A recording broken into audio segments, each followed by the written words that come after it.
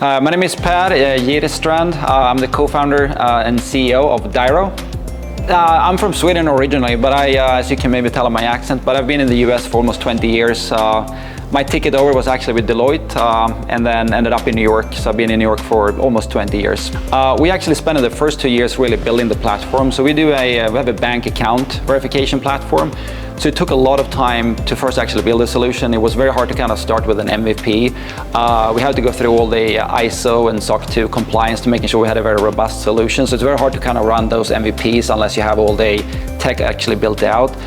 We came to a point where we really needed someone on the industry, really as an industry insider, to help us navigate not only the use case, but how do we actually scale this solution. So being part of the FIS and the Venture Center Accelerator is tremendous because we get access to all these banks and the inside conversation about where does this type of technology fit, not only in the US, but more globally, and what are the type of problems it solves for. Number one is really getting access to like 50 plus community banks and having a direct conversation with the FIS around our technology, our user experience, what's the real burning platform that we can actually solve a use case here, and having this very informal, direct feedback. You can never have them in traditional sales or pitch calls. It's a very different dynamic.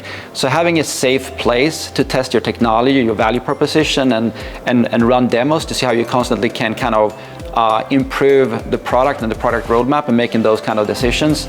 That's really what this the accelerators help us to unpack, and it's tremendously valuable for us as a startup. What we've created with DIRO is an open banking type solution. When I say open banking type, it's not really open banking, but there's a lot of companies and also regulatory frameworks, particularly in European Union, that have mandated open banking. We don't have that in the US, it's coming.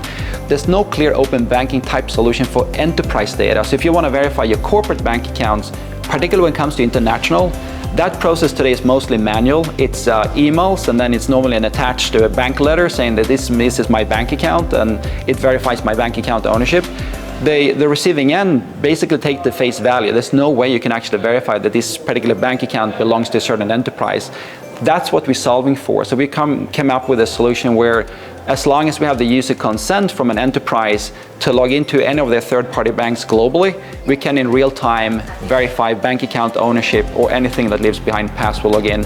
Really where it fits in the workflow, right? And how does it work today? What's the future roadmap?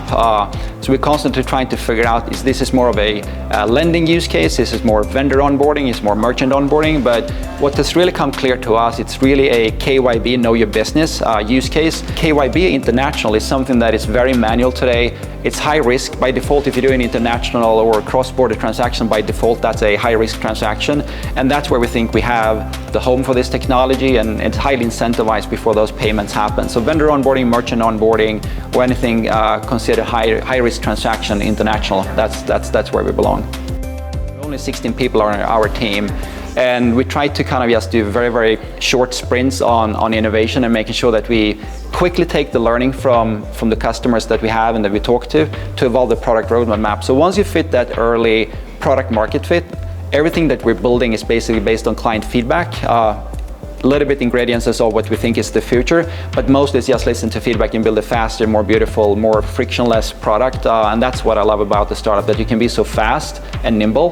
We're a relatively small team and move very fast.